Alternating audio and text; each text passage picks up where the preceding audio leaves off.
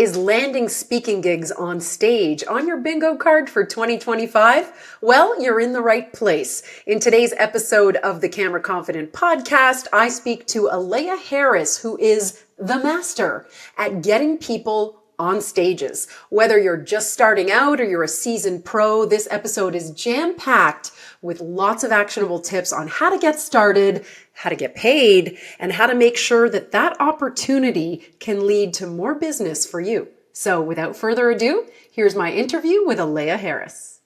Welcome to the Camera Confident podcast.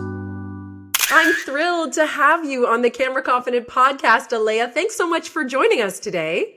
Thank you for having me. It is my utmost pleasure to be here. So what we always like to start with is your elevator pitch. For those who don't know you, who are you and what do you do? Hello, everybody. My name is Aleya Harris, and like I like to say to people, I am the spark for your spark. I help business leaders overcome communication and differentiation challenges by sharing radically authentic stories that transform workplace culture and carve unique market niches. I do that as a international award-winning speaker, best-selling author, as well as a speaker trainer in my program Spark the Stage, and a consultant in my strategic storytelling consultancy, The Evolution Collective. Wow, that is a mouthful. One of the many things that impressed me about you, Aleya, was your command of the stage.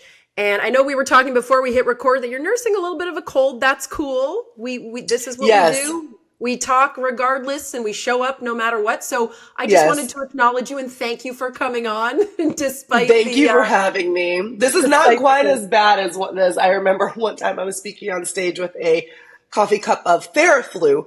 So this is not that. It turned out I had COVID, which I found out after that. The show went on and actually I did record it on camera, got great video from the experience, and the editor was able to edit out the coughing. So this is going to be better than that. I know it will. And I think that's a great place to start because I think a lot of people think, oh my God, speaking on stage, I can't do that because I need my notes. And what am I going to do? People get all the feels about being on video. And then there are people who get all the feels about being on stage. So first of all, let's just get that out of the way. It doesn't have to be perfect. But it does not. Yeah, I really want to start at the beginning because one of the reasons that I thought it would be great to have this conversation from a visibility perspective, lots of entrepreneurs who watch and listen to this podcast are looking at 2025 at the time of this recording thinking, I want to get on stages next year. I want to be a speaker. Where do they start and what do you say is sort of the first step to taking that step forward in your visibility journey? The first place that you should start is with yourself. Most people start by Googling. So I want you to do me a favor, take your Google finger and put it away. Because it's not going to help you in the very beginning. All it will do is actually cause you to build up a nice, right, healthy sense of imposter syndrome. The best speakers, the ones that people hang on their every word, are the ones who have something to say. It's not the ones who have managed to say something that is a regurgitation of somebody else's message. It's something that makes me feel something new, know something new, experience something new through the lens of the speaker's experience. So the very first thing I want you to do is to take an introspective look at yourself, get real with yourself and say, what have I experienced that could be of service to someone else? Now, at this point in time, almost every single one of my students, and I'm talking about military, Air Force commanders, lawyers, to after-school curriculum developers, every single one of them says, well, do I have a story worth telling? And I answer you unequivocally, yes. Yes, you do. And because most people, before I told them to put their Google finger away, they have already gone out and used it. And they're seeing speakers that it's like, I'm a retired Navy SEAL who became a quadriplegic in a horrible surfing accident, but then I still train on the beach every morning, and I'm here to tell you how I do it. It's like these, like, totally larger than life, traumatic stories that are like the only person on earth that has ever experienced that one thing. And people think in order to get on stage, you have to be that person. And that's just not true. And I'm sorry if that described your exact situation, which is highly unlikely. But if that is you, I'm going to say something that's an unpopular opinion. A lot of those people don't actually speak very well. So they kind of are like an audience letdown. So like on the billing, you're really excited to hear them because you've heard this grandiose story, and then you see them and then they like tell you a historical recounting of the story. And you're like, so what am I supposed to do with that information? Because I don't plan on being in a freak surfing accident tomorrow. So how do I apply this to my life? They have the story, but they don't have the structure. And that's the second thing that I tell people to do. Figure out your story, which I'm telling you is 100% worth telling, and understand how to use story structure to bring it to life. Most importantly, understanding that your audience is full, and I say this with the most love, of narcissists with short attention spans. Even me, and even you, Shirley, when you're in the audience, you're a narcissist with short attention span. Is it about Like me? social Can you make it media. about me? Yeah. Oh my God. Exactly. Yeah. Can you make it about me 5 minutes from now? Did you make it about me 5 minutes ago? Because if you didn't, I kind of need you to make it about me. Like now. Yeah. Yeah. And a story structure does that innately. When you put it through a story and you think of like a Joseph Campbell's hero's journey, for example, it's about the hero who is not you going on the journey. And you're guiding them by telling them how you've been there, done that, and how they can too. So once you get it through the structure, then you think about how do I share it? How do I pitch it? And then I will allow you to take your Google finger back out, but not before then. So, I mean, a lot of people, you talked about imposter syndrome, but I think a lot of people will think, I'm just not that interesting. I know you said I have a story. How do I find my story? I'm just a regular Joe or Jane going about my day. I have a business. I want to get clients, and I'd love to be on stage so that people can buy my stuff. So what do you say to people who are just not sure what their story is? My story is the stuff that I do to help people. That's everybody. That's to those people. That's all of the people. And it's so funny because I had someone come to my master class that was literally about to leave because she goes, oh, this doesn't apply to me. Because I was talking about crisis stories, which I'm going to use to answer your question in a second. Because what was she? Something that I didn't actually know what they do. Like, I feel like she said like an actuary or something like, because I don't actually know what like an actuary does. Something where I'm just like, so you do something technical that I haven't had the need to buy the service of yet. It was something very technical. And she goes, well, I don't need, like, my personal story has nothing to do with this. And the first thing that I want to say is we're going to look for stories, and I'm going to talk to you about how to unearth those. But what you're actually looking for is common threads of human experience. So I've had people tell stories of traumatic brain injury from the stage. I've also had students tell stories of falling off their bike as a kid. And both, I'm thinking of two very distinct people in my head who are very, very different from each other. Both of them had the audience in tears in 10 minutes, right? So it's not about, again, that you have to have some story that's either so fantastical or super related to, being an attorney. The first person who has a traumatic brain injury is a change management consultant. And the other one who had the story of falling off her bike as a kid is an empowerment coach for kids. The change management consultant used her story of having a traumatic brain injury to talk about change and the changes that she, to the depth of her soul, experienced through the incident, the recovery, and how the change management curve, she was able to really bring that to life in organizations of change management consultants who have traditionally approached it almost as a academic exercise. The value that she brought through her story was actual lived experience, and then tweaking their beliefs and having paradigm shifts along the way to make their work more effective. The person who fell off her bike as a kid, her story was, yes, started off falling off of the bike as a kid, but when she fell off, her tooth came through her lip, and there's blood everywhere, right? Yikes. Right?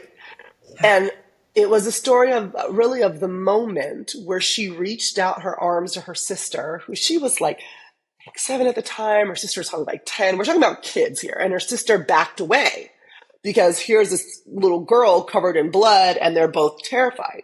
But in that moment, the idea implanted in her head that she wasn't good enough, she wasn't worthy of love, she was untouchable, and she was ugly. Keeping in mind, this woman has actually modeled before as she grew up. She's a beautiful woman, right? But that is actually the core of her story. And how she overcame that, she developed a framework about how to become a possibilitarian, which is her word, and then using that to empower not only young girls, she empowers me, we're the same age, right? And to empower adults, and using that in her work, right? So does the story, if you're an accountant, have to be about, oh man, let me tell you about this one income sheet that I saw? No. No. But if you're an accountant getting up to talk in a room full of accountants about the difficulties of getting your clients to get all of their paperwork together, let's say. That's a very niche, random topic, but you're getting your clients to get all of their stuff together so you can get some clean books. And maybe it's more bookkeeping than accounting. Well, you might want to talk about clients that you've gone to and you've helped more hands-on and their psychology, because you went into their house and they were actually hoarders or their parents had just died, and helping them overcome that experience to allow accountants to have a more in-depth understanding of why their clients are not the villains and why that they could actually come from a different place of service and how to do that. It's not just they're intentionally not getting their books and their paperwork together, right? Mm-hmm. You tell stories that allow people to connect, which is the purpose of public speaking. Mm-hmm. So the way that I tell people to do that is through collecting your crisis stories. What has happened to you that you have decided has formed you or an opinion about yourself or the world in some way? For me, it's everything from having postpartum depression to my parents getting divorced, to being a beauty queen in high school, to being a state championship tap dancer also in high school. Congratulations. Didn't know that about me. Thank you. Right. And all of the things that have happened to me. And then, it was about all of the little things and the big things. I have never had, and I'm knocking on wood with full gratitude, anything super traumatic happen to me. Besides postpartum depression, which is traumatic in its own way, but I've never been molested. I've never lost a limb. I've never seen atrocities of war, anything like that. But again, it's not about that. When I say crisis, it's whatever caused you to form an opinion about a situation, a belief, or an experience that you've lived through. Then you are able to articulate that crisis. And the crises that are valuable to tell from the stage are the ones where you've learned a lesson, and you can articulate that lesson and how you learn that lesson to somebody else. Mm-hmm. So demonstrating through examples. And that makes you more relatable. I mean, even if your goal is to go up there and attract clients and make sales, you don't do that by saying, here, buy my thing. You do that. In fact, that's the exact opposite way to not attract people. Yeah, exactly. Can you imagine? It's like, can you sleep with me on the first date? I mean, whoa. Exactly. We just met. Yeah, however, Shirlee, if they're real, real cute, I'm just saying, talk to college me. College me might have had a different answer to that question. Well. So, okay, you're ready with the Google finger now. So you've got a story, and maybe, you got to do some work to figure out how you're going to put that together. how do you find the gigs? Because one thing that has become very apparent is the commercialization of the speaking industry. And I know even from my own experience with speaking gigs, some of them you have to pay to play. Some of them you get paid. A lot of them are like, you don't get paid, but you get a free ticket to the event. Can you talk us through how to figure out where to speak and evaluate opportunities? And when you're brand new and have never done this before, do you just kind of whoever will take you, or what's your best advice for that? Oh, so many places. The first thing that I want to say very clearly is that there are a lot of stages to speak on. There are more stages to speak on than you as an individual could possibly ever speak on in your entire life. So do not approach applying and being a speaker with a scarcity mentality that there's only this three stages to go around and how am I ever going to get on them? Oh my goodness, that is so far from the case. I also want to tell you that it's actually relatively easy to get on a stage. I'm not saying that you're going to get on every single stage you apply to, but it's not an insurmountable task. And it's more about clarity of message and positioning and consistently applying than anything else. Addressing head on your do I pay or not. As a rule, I do not pay to play. I do not pay to speak somewhere. As a general rule. Now, I have been known to be a rule breaker. However, as a general rule, I do not pay to play because, reference back to the first thing I said when I started talking, there are so many stages to be on. Unless that room somehow is able to promise me that if I pay $1,000, I will be guaranteed 5 consulting clients and my consulting engagements start at 10,000. Unless somehow there's some kind of guarantee of that, I'm not going to pay. And spoiler alert, no one can guarantee that. So there are some pitch competitions where you would pay to play, where you're pitching to investors or you're pitching to sell your product. That's different. I'm not talking about that type of speaking. I'm talking about speaking to position yourself as a thought leader and to use that thought leadership platform to grow your business. Now, do you get paid? With love? Probably not. So in the very beginning, I tell my speakers to get comfortable with the number 0. Now, am I going to stand between you and your coins? Absolutely not. If someone is going to pay you, take the money. Take the money, right? Yeah. Take the money. Don't pay, but don't expect to be paid. Exactly. Don't expect to be paid in the very beginning. And actually, that's okay. If you are doing smart pitching, you should only pitch. And when I say pitch, it is you reaching out to conference and association event organizers directly with an email or with a LinkedIn message, or applying for calls for speakers. That's when you get your Google finger out and you can Google calls for speakers. And you'll see how many of them there are. And you'll be like, oh yeah, this Aleya chick was right. There's a lot of places to apply. There's a lot of places. That doesn't mean they're all the right places. That's a whole other question. It doesn't mean they're all the right places, right? So, and that's exactly where I'm going with this. You need to apply or pitch to speak at places where your ideal customer is hanging out. So if you are an accountant for small business owners, don't speak at large corporate events. That doesn't make sense to you. Your client's not there. Your client's not in the room.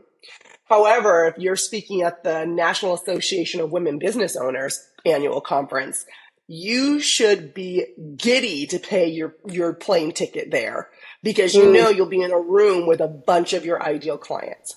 And just because the conference organizer is not paying you doesn't mean you can't get paid. There are several ways to get paid. One, your presentation always needs to have a lead magnet in it. A lead magnet is a free piece of information that you give away in exchange for someone's email address. Think a guide, a quiz, a mini series, some type of free downloadable thing. And then through email sequencing afterwards, you earn the right to sell to them by giving away helpful information and being of service. So that might not convert directly in the room, but it might convert afterwards if you're in the right room. Another way to make money is to coordinate with the event organizers to sell things in the back of the room. Sell your book, sell any type of product.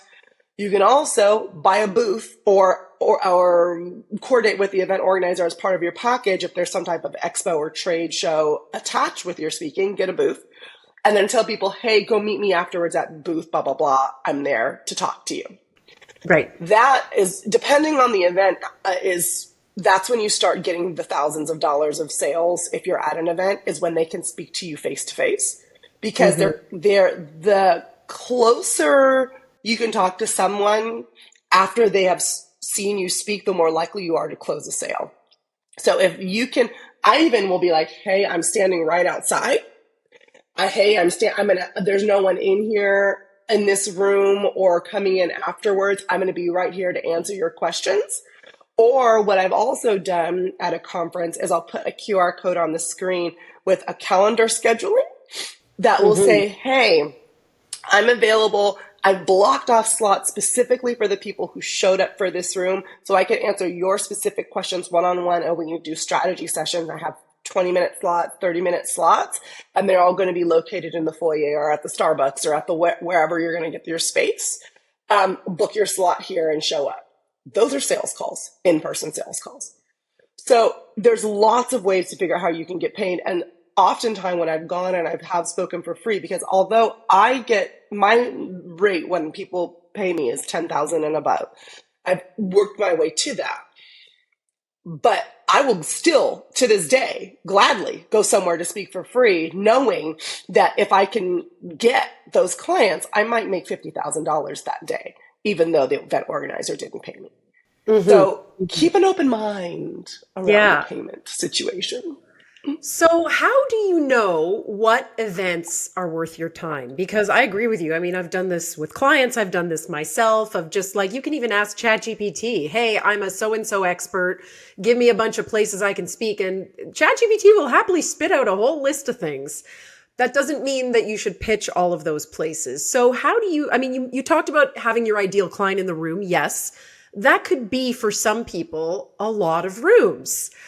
So given that time is our most finite and scarce resource, what is your guidance on prioritizing? What are the speaking gigs that you absolutely need to focus on if you're just getting started? If we narrow it down already to who your ideal client is, check. Then I narrow it down by proximity, especially if you're not planning on places that are getting paid. So like I live in the LA area. I look at LA area places. So I'm not going to get on a plane, a train, or an automobile, but I'm going to spend an hour to drive 3 miles. But in your neck of the woods, yes. Yeah. But that's where I would also think about it that way. I would also think about the level and how much they match. I mean, this is sort of the ideal client conversation, but also you think about how much they match the ability to spend on you. So like, let's say that you have entrepreneurs are your ideal client. There's lots of entrepreneur little groups getting together.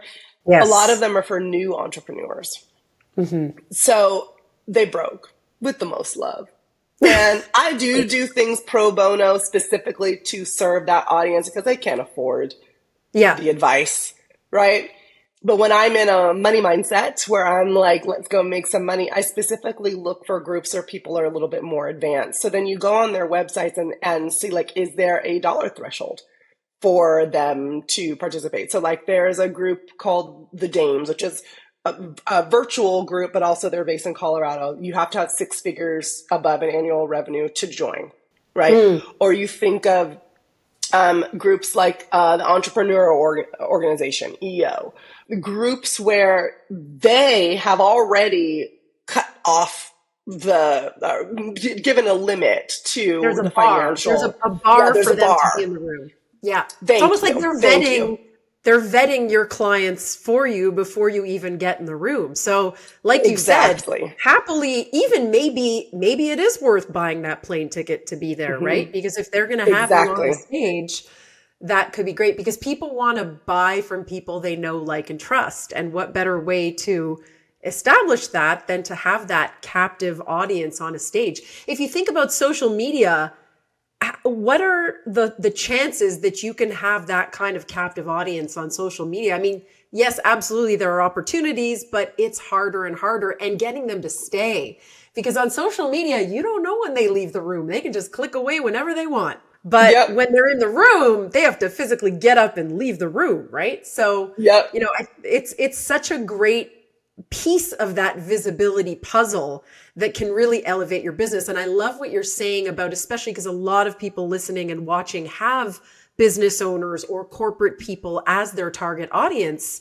That's why a lot of them are on platforms like LinkedIn, where you know that people already coming to the table have a certain ability to invest, as opposed to just kind of rolling the dice on some platforms where, like you said, I mean, you want to make sure that you're not trying to sell like Gucci handbags in a flea market. Right. Right. Exactly. No flea market speaking here. No flea market speaking. Nothing wrong with the flea market. Just don't try to sell a design. Unless it's a knockoff. Unless Exactly. it's a knockoff. Yeah. Yeah. So, okay, let's talk. Unless Let's it's a talk about. Fuji. Yeah, exactly. Let's talk about, okay, so you got the gig, you're on the stage, and I know this is like a whole other podcast. You have a course on this. I mean, we are not going to cover this in one answer, but maybe just a couple of high level tips for how to give the most effective speech from the stage. And a lot of people talk about, oh, I want to give a TED talk, or I have a keynote, or want to deliver a keynote. What are your top tips for that? One, remember that it's not about you. People get very confused about that because you're the one in the spotlight with the really cute outfit on. It's not about you. It's about the audience. It's also not about one person, which is a slightly different thought. It's about a group collective experience that you happen to be leading. I have an expertise in certain areas, and I'm on the stage to talk about that expertise. Every single audience member also has an expertise. They just don't happen to be on stage at that exact moment in time. But I always view myself as speaking to an audience of experts. So I don't talk down to my audience. I talk to them like I'm sharing this. And it's almost like in my mind of if like we were just going to rotate in, and then the next hour, Billy from the audience is coming up and he's doing his thing. So I make sure to come from a place of I'm sharing this information to help you, not sharing this to boost my ego, to make myself look better or more important than I actually am. My next thought, a tip from the stage, is to think about the stage in 3D. There's forward and backwards and left and right. Most people move left to right on the stage and forget about the forward and backwards, moving further and closer away from your audience, very intentionally to illustrate certain points. Like if you were moving further and further backwards from the stage, or from the audience, as you say, every step that I took in the journey of, I don't know, drug addiction, with every pill I took, I moved further and further away from my goal. And as you said that you move further and further backwards, you're now creating a visual cue to your audience that helps solidify a point.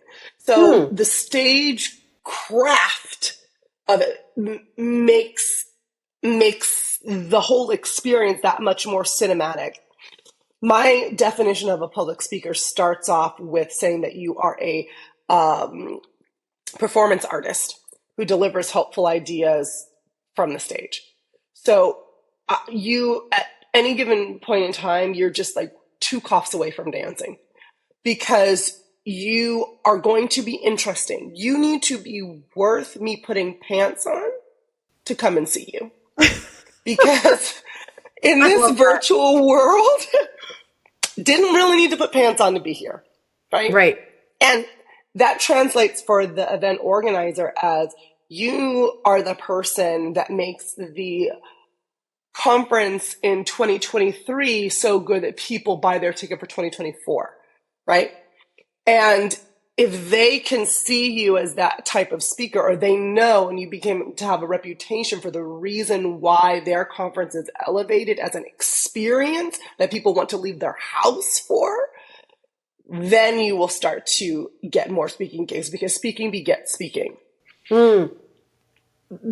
Also, part of the performance artist piece, use your voice. That sounds so dumb, right? You're like, of course. I'm speaking from the stage. What the hell did you think I was going to use? But I mean, use it Uh-huh. as a tool, as an instrument. Think of yourself more like a singer than a speaker. Use your booming voice when you're trying to illustrate a point. Get quiet, whisper, get close to the mic when something feels honest and heartfelt. Make sure you understand how to space your words, change the pacing of the quickness which you talk with something, because there's something that you need to tell people, and then you might need to pull it back and add more space in between your words. You are controlling the pace. You are controlling the volume. You are controlling the experience by using your voice. Always, though, speaking from your diaphragm so that you come from that center of. I love what you're saying about creating a cinematic experience. That is a very profound way of looking at it. That can also freak people out because they're like, whoa, Yeah. wait a second. I'm just a doctor or an architect or a coach or a course creator. Like I'm not an actor. So, but making it more accessible to the everyday person. We're not saying put on a show and be someone you're not. You're just saying make your words come to life, right? So Yeah, and actually that's the opposite. So like the type of speaking that I teach is called radically authentic strategic storytelling. So I'm not asking you to be someone that you're not. And I do teach little cheats, like, yes, I'm telling you to move left and right, but I also have the 5-slide switch rule. So like, if that doesn't come naturally for you, you can be like, click 1 slide, click 2 slide, click 3, click 4, click 5, and now I walk to the left. 5 more slides, and now I walk to the right. I also teach you like to put visual clues that only you will understand on your slides. So on a slide where you want to make sure that you walk forward into towards the audience or backwards, you could put like a little star in the corner or something that fits with whatever your brand is. And you're like, oh yeah, let me walk forward. Let me walk backward. This is where I do the big thing, right? So it doesn't have to come from a place of you being, you're in line to win a Tony Award here. But I was never an actor. I was I am not going to let you guys forget about my championship tap dancing. Oh yeah, no, that's got. I'm gonna be getting my Google fingers out for that after this interview. I'll tell you that. You're gonna see. I won it at the state fair. I sure did. Okay. So I do want to talk about. Okay, so you've gotten the gig, you've done the gig with all those amazing tips. One thing that I always tell clients is, did you get someone to tape it? Because if you don't capture footage of yourself speaking, you are leaving a whole lot of not just money on the table, but content on the table that in today's day and age, you need to use to leverage your ability to get on more stages, because you can't just rely on who was in the room and who was at the event. If you want to pitch yourself to other venues, other stages, you want to show what you can be like on stage. So talk a little bit about the importance of using video to highlight your in-person speaking engagements, because that's content, but that's also a way to sell yourself to the next stage. Video is non-negotiable. So when you are applying, even for your very first speaking gig, figure out how to get a video. The video of when you're using the apply could even be you talking directly to camera, not on a stage. But, you put your little lipstick on, do your little hair, put your little shirt on, and just give an overview of your topic or an overview of yourself, or how you are planning to bring that experience to life using words like tangible takeaways, engaging, energetic, things that event organizers will want to see. And then when you land that gig, let's say you don't have thousands of dollars to bring in a videographer. You better go on Amazon, get yourself a little tripod, get your little phone out, and stick that sucker in the front row and get some footage. And the event organizers, it needs to be clear, need to be able to hear you, right? But they're not even really super concerned that it is glitzy and super polished footage. They just need to be able to see you on stage. As you get further along, event organizers will send you their own footage. You'll be able to pay more to take your own. Then you can create better reels, et cetera, et cetera. But video of you speaking, any video really, for the most part, is better than no video. I do want to articulate it's almost like there's an elephant in the room always when it comes to speakers bureaus, because people, it would be so nice. And I understand you if you're like, I'm just going to sign up for a speakers bureau and they're going to cure all my ills. They're not. So let's just get that out of the way. So what is a speakers bureau for people who don't know what that is? A speakers bureau, people think of them like an agent, like a modeling agent, and they are and they aren't.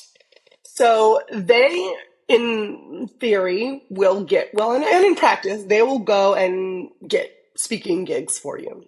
However, being a member of a bureau that has 1,000 or more people in it, until you are Oprah or Brene Brown or, someone that has a name to them, they're really not going to pay you much mind. As you progress, you will need at least 2 types of reels. So I'm telling you this now if you're at the beginning of your journey so you can start to get footage that will help you get here. You'll need a reel that just like clips 5-minute, 3-minute clips of you just speaking. No glitz, no glam around it. That's for the event organizers. Then you'll also need like a sizzle reel version that as you grow in your fame, a speakers bureau will use when they do promote you to promote you.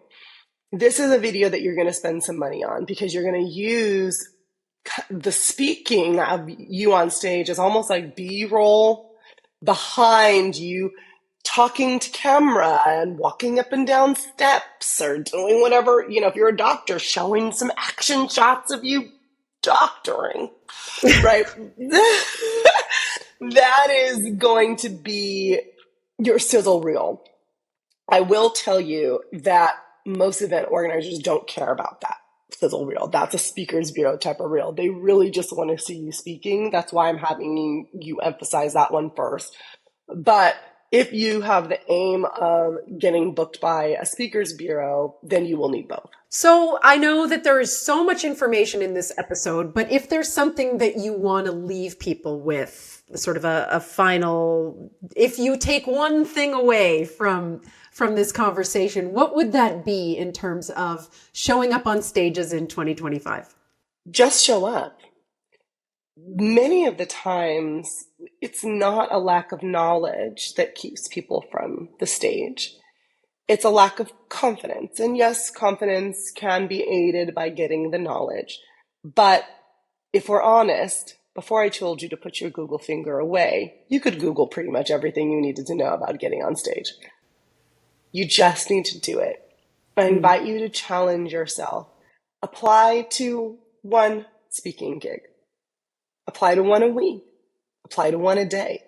Put one foot in front of the other to make your dreams come to reality.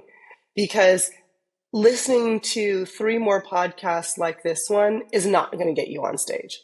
You now have the knowledge. I have given you on this singular podcast everything that you need to start applying to get on stages. Absolutely. I invite you to just go do it. Amazing. I love that. And, there will be people who are like, who is this woman? I need to get in touch with her. So how can people find you? I'm sorry. That should be everyone. Should be everyone. Oh, you're good. You can find me at aleyaharris.com, ALEYAHARRIS.com.